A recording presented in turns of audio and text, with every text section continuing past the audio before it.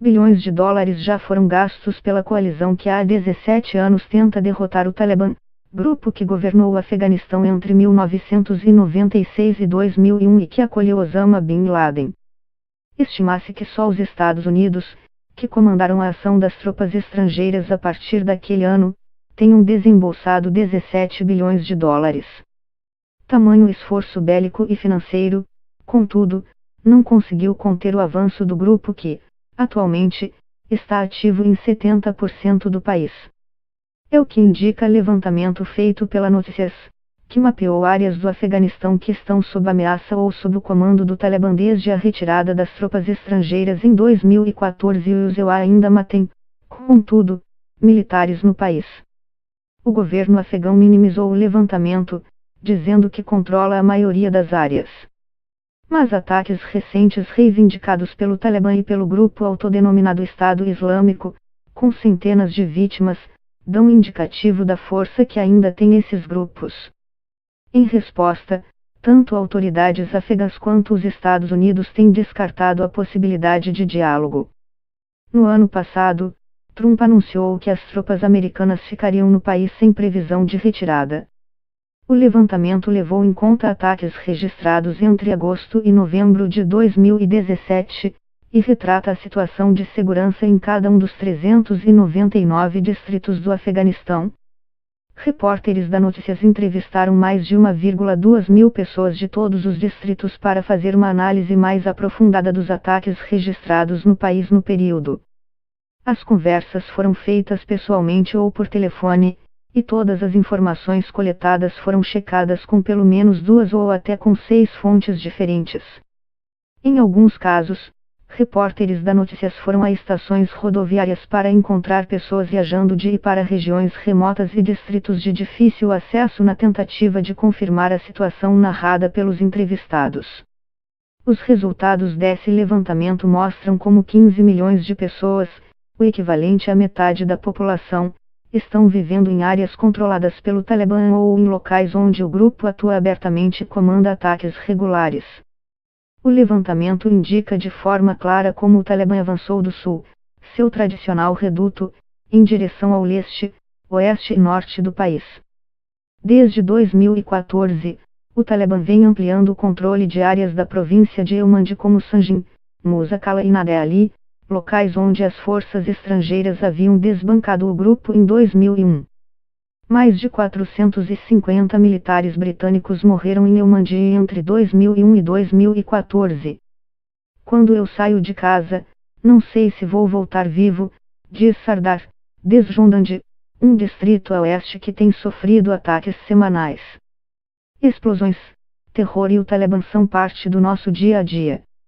O levantamento da Notícias também indica que o Estado Islâmico está mais ativo no Afeganistão, apesar de ter menos poder que o Talibã.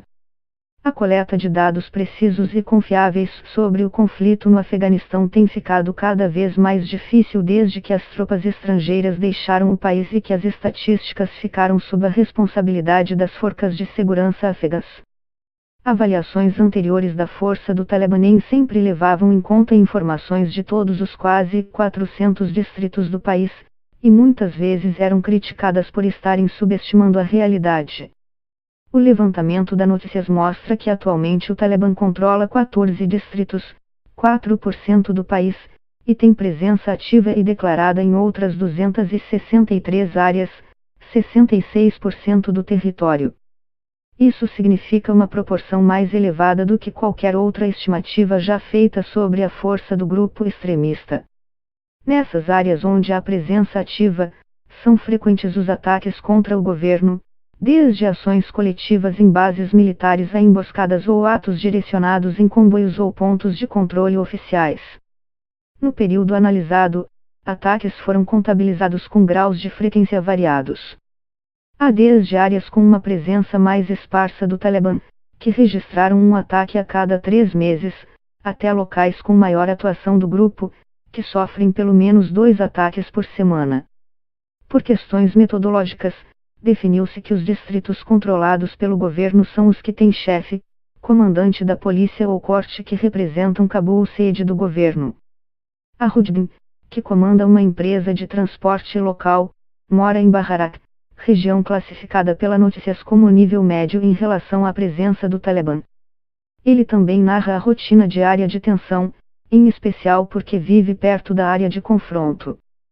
Quando o governo começa a lutar contra o Talibã, estamos na linha de fogo cruzado, deixando a vida em suspenso. Está calmo no momento, mas o Talibã ainda está aqui. Em Sanjin, área controlada pelo grupo, Muhammad Reza, pai de 8 filhos, diz que a vida é melhor porque há a paz. Só ficou violento quando as forças governamentais chegaram. A Notícias identificou 122 distritos, o equivalente a 30% do Afeganistão, que não tinha uma presença aberta do Talibã. Essas áreas foram classificadas como controladas pelo governo, mas isso não significa que estão livres de violência.